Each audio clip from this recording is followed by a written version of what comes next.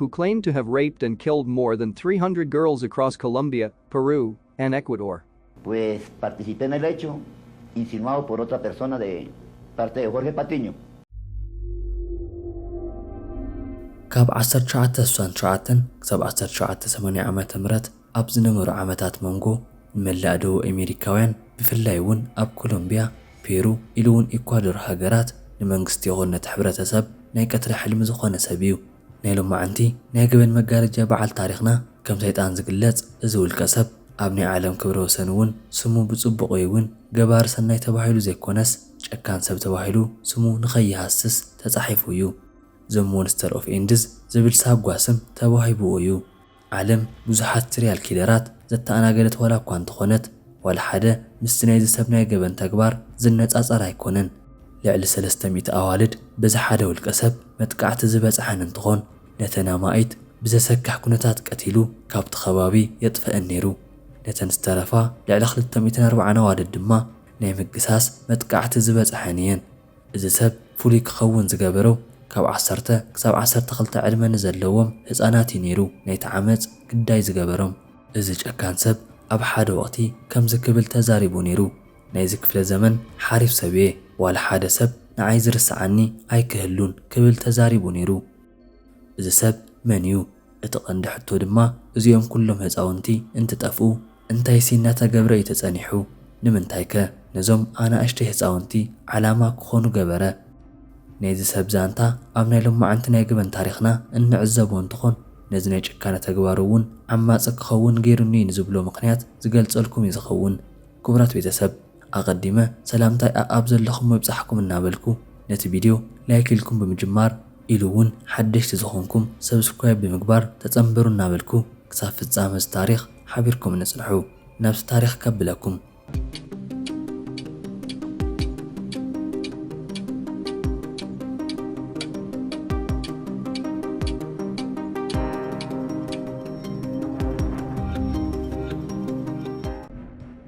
ፔድሮ አሎንዞ ሎፔዝ ኣብ ኮሎምቢያ ሳንታ ቤዝ ከተማ በ1948 ካብ ኣዲኡ ፔንዳ ሎፔዝ ሳኒዳን ካብ ኣቦኡ ሜክዳር ሎፔዝ ይውለድ።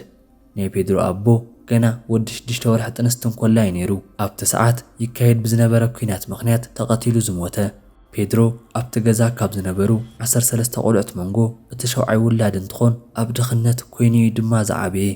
ናይ ፔድሮ ሎፔዝ ስም ብናይ ሰይጣን ክምሰል ዝገበሮን እቲ ሕማቕ መንነቱ ዝተገልጸሉ ገና ኣብ 8 ዓመቱ እንከሎ እዩ ነይሩ። ካብ ዕለታት ኣብ ሓደ መዓልቲ ፔድሮ ምስ ዓባይ ሓፍቱ ርክብ ንኽፍጽም ክፍትን ክብል ኣብ ዘይግባእ ቦታ እንትትንክፋ ኣዲኡ ረኺባቶ እያ። ካብኡ እውን ብቕልጡፍ ብዘይገለ ምሕረት ካብ ገዛ ንኽወፅእ ገይራቶ እያ። ኣብ ሳውዝ ኣሜሪካ ንዝርከባ ሃገራት ኣዝዩ ሓደገኛ ዝኾነን ካብ ዝንድሓር እዩ ነይሩ።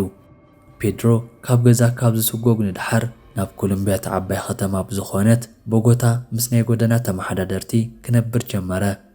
ምዚኣቶም ቆልዑት እውን እናወዓለ ሓደገኛ ሰራቕ ንምዃን ሓሽሽ ተጠቃሚ ይኸውን ኢሉ እውን ብዘደንቕ ኩነታት ኣብቲ ዕድሚኡ ምስ ዝተፈላለዩ ዘይፈልጦም ሰባት ናይ ፆታ ርክብ ተግባር ይፍጽም ነይሩ። ከምዚ እናበለ ኣብ ዝነበረሉ ሰዓት ኣብ ሓደ መዓልቲ ንፔድሮ ናይ ኣሜሪካ ዜግነት ብዘለዎም ሰባት ኣብ ጎዳና ይዕዘብዎ። ብቕልጡፍ እውን ሓቢርዎም ንክኸይድ ነቲ ናሃቱ ቅቡልነት ብምሕታት ንሱ እውን እሺ ብምባሉ ምስኣቶም ይኸይድ ኢሉ እውን ኣብ ሓደ ወለዲ ኣልቦ ኣብ ዝኾነ ቤት ትምህርቲ ይምዝገብ። ኣብኡ ኣብ ዝነበረሉ ሰዓት እውን ካብቲ መምህር ገንዘብ ይሰርቕ እሞ ካብ ቤት ትምህርቲ ይጠፍእ ኢሉ እውን ፔድሮ ተመሊሱ ናብቲ ጎደናት ተመልሰ እንትኾን ኣብቲ ሰዓት ወዲ 12 ዓመት ቆልዓ እዩ ነይሩ። ይኹን እምበር ብቕልጡፍ እውን ናብቲ ናይ ገበን ተግባሩ ተመሊሱ ንእሽተይ ናይ ጁባ ካራ ብምሓዝ ናይ ጎዳና ስርቂ ክፍጽም ጀመረ። ናይ ፔድሮ መሰካሕ ገበን ምፍጻሙ ብናይ ኣዲኡ ምኽንያት ከም ዝኾነ ዝዛረብ እንትኾን እቲ ቀንዲ እውን ወላዲት ኣዲኡ ንዓኣቶም ተመሓድረሉ ኣካላ ኣብ ዝሙት ናሸጠት ብምንባራ እዩ ነይሩ። ኣብዚ መንጎ ግን እዚ ቆልዓ ካብ ቁልዕነቱ ኣዲኡ እትፍጽሞ ነገር ተሓቢኡ ይዕዘቦ። እናርአዩ ዝዓበየ ነገር ኣብዚ ፅዕንቶ ፈጢሩሉ ናይ ፆታ ርክብ ድሌቱ ከም ዝወሰኸ እውን ባዕሉ ተዛሪቡ ነይሩ። እዚ ከምዚ ኢሉ እንከሎ ናብቲ ተግባር ግዳይ ንክኾኑ ኣብ ዓላማ ዘእተዎም ህፃውንቲ ዕድሚኦም ካብ 10 ክሳብ 12 ዝኾኑ ዘይባፅሑ እዮም ነይሮም። እዚ እውን ንምንታይ ከም ዝኾነ እንትሕተት ኣብ ልዕሊ ሓብቱ ከብፅሖ ሓሲቡ ዝነበረ መጥቃዕቲ ኣዲኡ ስለ ዘቋረፀቶ ናይ ውሽጡ ልዑል ዝኾነ ድሌት ስለ እተኸልፈ ህልኽ ስለ ዝሓዞ ከም ዝነበረ ተዛሪቡ እዩ። ነዚ እውን ንህፃናት ኣዋልድ ምርጭኡ ከም ዝገበረ ገሊጹ እዩ። ካብዚ ብተወሳኺ ፔድሮ እንትዛረብ ህፃን ቆልዓ ማለት ከም ጥዕምቲ ደርሆ እያ ክብል ተዛሪቡ እዩ። ኢሉ እውን ምስኣተን እንትኸውን ኣዝየ ዝሕጎስ ክብል ወሲኹ ተዛሪቡ እዩ። ፔድሮ ኣብቲ ፈለማ ገበን ፈጺሙ ናብ ቤት ማእሰርቲ ዝኣተወሉ ብናይ ማኪና ስርቂ ነይሩ። ኣብዚ ናይ ቤት ማእሰርቲ ጻኒሒቱ እውን ዝተፈላለዩ ገበነኛታት ይላለ ኮይኑ እውን እቲ ቅፅዓቱ ወዲኡ ይወፅእ። ካብዚ ቀፂሉ እውን ብናይ ኣውሮፓውያን ኣቆፃፅራ ኣብ 1969 ፔድሮ ተመሊሱ ን7 ዓመት ናይ እሱር ቅፅዓት ብናይ 3 ሰባት ቅትለት ናብ ማሕየሩ ይኣቱ። ካብኡ ድሕሪ ምውፅኡ ግን እዚ ጨካን ሰብ መቋረፂ ዘይብሉ ገበናት ክፍጽም ጀመረ። ፔድሮ ሎፔዝ ካብ ማሕየሩ ድሕሪ ምውፅኡ ኣብ ኮሎምቢያ፣ ኢኳዶር ኢሉ እውን ፔሩ ክንቀሳቐስ ጀመረ። ኢሉ እውን ነቲ ምንቅስቓሳቱ ዝገበረሎም ኣብ ዕዳጋታት እዩ ነይሩ። ከምዚ ዝገበረሉ ግን ኣቕሓ ንምዕዳግ ወይ እውን ንስርሑ ዘይኮነስ ህፃውንቲ ንምጭዋይ ነይሩ። ኣብኡ እውን ኣብ ዝመላለሰሉ ሰዓት ንቐደም ናይ ፔሩ ህፃውንቲ ኣዋልድ እምነት ንኸገብራሉ ይገብር። ካብኡ እውን ናይ ፔሩ ነበርቲ መንነቱ ብዘይተፈልጠ ሰብ ደቆም ክሕደው ጀመሩ። እዚ ሰብ ነዘን ኣዋልድ ይወስደን እሞ ይጋሰሰን ኮይኑ ግን ኣብዚ ኣይቋርፅን።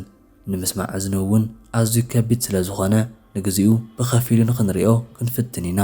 ከም ሰይጣን ዝተመሰለ ዝውልቀ ሰብ ኣብ ፔሩ ጥራይ 100 ህፃውንቲ ጠፊአን እየን ማለት እውን ናይቲ ቅትለት ግዳይ ኮይነን እየን። ንቐደም ነዘን ህፃውንቲ ይጋሰሰን። እዚ ናይ ሰይጣን ልቢ ዝሓዘ ሰብ ነተን ኣዋልድ ምስ ወሰደን ምስኡ ን15 ደቂቕ ጥራይ ነይሩ ዘጽንሐን። ብጭካነ ድሕሪ ምዕማፁ ኣኸቲሉ ኣዒንተን የውፅኦ። ነዚ እውን ድሕሪ ምፍጻሙ ዋላ ሓደ ሰብ ክረኸበን ኣብ ደይክእል ቦታ ኣርሒቑ ይቐብረን። ሓንሳብ ፔድሮ ምስተን ዝቐበረን ህፃውንቲ ሻሂ ከም ዝሰቲ ተዛሪቡ እዩ። ኣብ ሓደ ቀን ውሽጢ ጥራይ 3 ኣዋልድ ኣብታ ከተማ ብናይ ፔድሮ ምኽንያት ጠፊአን እየን። ፖላይስ ኮኑ ደቆም ዝሰኣኑ ወለዲ ድንግርግር ኢልዎም እዩ ዝርከብ። እሞ ደኣ ኣብ ሓደ መዓልቲ ፔድሮ ከምቲ ዝለመዶ ንኽልተ ህፃውንቲ ወሲዱ ብምዕማፅ ከም ዝቐተለን ይፈልጡ። ፖላይስ እውን ነቲ ካልኦት ገበኑ ዋላ እኳ ተዘይፈለጡ ንግዚኡ በዚ ጥራይ ናብ ቤት ማሕየሩ የእትውዎ። ኮይኑ ግን ዝገበነኛ ኣብ ቤት ማእሰርቲ ውሽጢ ጽቡቕ ጠባይ ኣርዩ ተባሂሉ ቅፅዓቱ ከይወደአ ተፈቲሑ እዩ። ኮይኑ ግን ካብ ሃገረ ፔሩ ክስጎግ ተገይሩ እዩ። ፖላይስ ግን ካብኡ ድሕሪ ምውፅኡ ኣብ ሃገረ ፔሩ ብዙሕ ዝበላ ኣዋልድ ህፃውንቲ ከም ዝጠፍኣ ኣስተውዒሎም እዮም። ይኹን እምበር ናይ ዘን ኣዋልድ ምጥፋእ ካብ ሕጊ ወፃእ ምዝውዋር ክኸውን ይኽእል ብዝብል ነቲ ፋይል ዓፅዮሞ ነይሮም። ፔድሮ ካብኡ ድሕሪ ምውፅኡ ግን ነቲ ተግባሩ ካብ ምፍጻም ዓዲ ይወዓለን። ተመሊሱ ኣብ ኮሎምቢያን ኣብ ኢኳዶርን ተመሊሱ ነቲ ስርሑ ይጅምሮ። ኣብ ኣፕሪል 1980 ኣብ ኢኳዶር ውሽጢ እውን ናይ ዝጠፍኣ ኣዋልድ ህፃውንቲ በዝሒ ቁፅሪ ክውስኽ ጀመረ። ኣብ ቀፅሪ ፖሊስ ከባቢ ናይ ወለዲ ብኽያት ምስማዕ ናይ ፖላይስ መዓልታዊ ስማዕ ይኸውን። ፔድሮ ኣብ ኮሎምቢያ ይኹን ኢኳዶር እናተመላለሰ ነቲ መሰክሒ ጥቕዓቱ ኣብተን ልዕሊ ህፃውንቲ ክፍጽሞ ቀጸለ።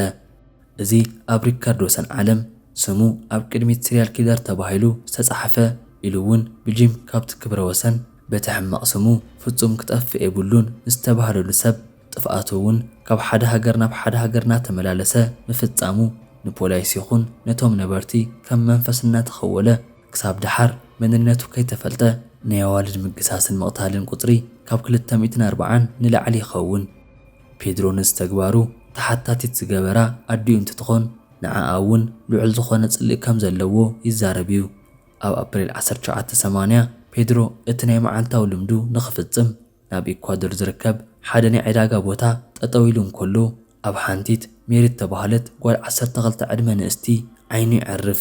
ፔድሮ ነዚኣ ህፃን ቆልዓ እንትገልጻ ኣዝያ ምልክዕትን ኢሉ እውን ካብ ዝረኸብክዎን ኣዋልድ ህፃውንቲ ንሳ ፍልይቲ ከም ዝኾነትን ንዓኣ እውን ኣብ ኢዱ ንኸእትዋ 3 መዓልቲ ስዕባ ከም ዝነበረ ተዛሪቡ እዩ። ኣብ መወዳእታ ሜሪ ምስ ኣዲኣ ካርቪና ኮቪድ ናብ ዕዳጋ እናኸደት ፔድሮ ከም ናይ ወትሩ ክሰርቃ ክብል ኣዲኣ ትሕዞ። እዚ ኣደ እውን ኣብቲ ቦታ ዓውታ ምሳ ሰምዐት እቶም ነገቲ ተጓዮም ንፔድሮ ይሕዝዎ። ፖሊስ እውን ክሳብ ዝመፅእ ግዜ ኣብ ኢዶም ድሕሪ ምእታዎም ኣብ መወዳእታ እውን ፖሊስ መፂኡ ንፔድሮ ኣብ ትሕቲ ቀይዲ ይውዕልዎ። ፖሊስ ካብዚ እንዳሓሩ ነይሩ ናይ ብዙሓት ኣዋልድ ሬሳ ብዘሰካሕ ኩነታት ቀቲሉ ኢሉ እውን ኣዕፅምተን ከይተረፈ ክረኽቦ ዝኸኣለ። ፔድሮ ኣብቲ ናይ ምርመራ ወቕቲ ንኩሎም ተግባራቱ ኣሉ ክብል ክሒዱ ነይሩ እዩ። يخون امبرا مودأتا ግን ነቲ ሓቂ ኣውፅይዋ እዩ። ኣብ 1980 ዓመተ ምህረት ፔድሮ ሎፔዝ ብናይ ቅትለት ገበን ተኸሲሱ ን16 ዓመት ይብየነሉ። ከም ዝኾነሉ ምኽንያት ኣብቲ ሰዓት ኣብ ኢኳዶር ብዝነበረ ልዑል ዝኾነ ናይ ማእሰርቲ ቅፅዓት ብምንባር እዩ።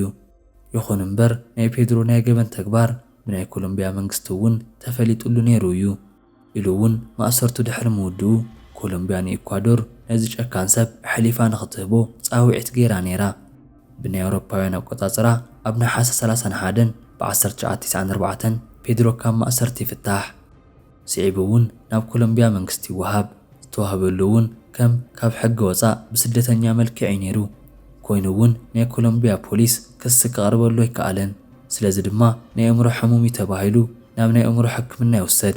ብናይ ኣውሮፓውያን ኣቆፃፅራ ኣብ 1998 ፔድሮ ጥዑይ ሰብ ከም ዝኾነ ተረጋጊፁ $70 ዋሕስ ሂቡ ናፃ ይወፅእ።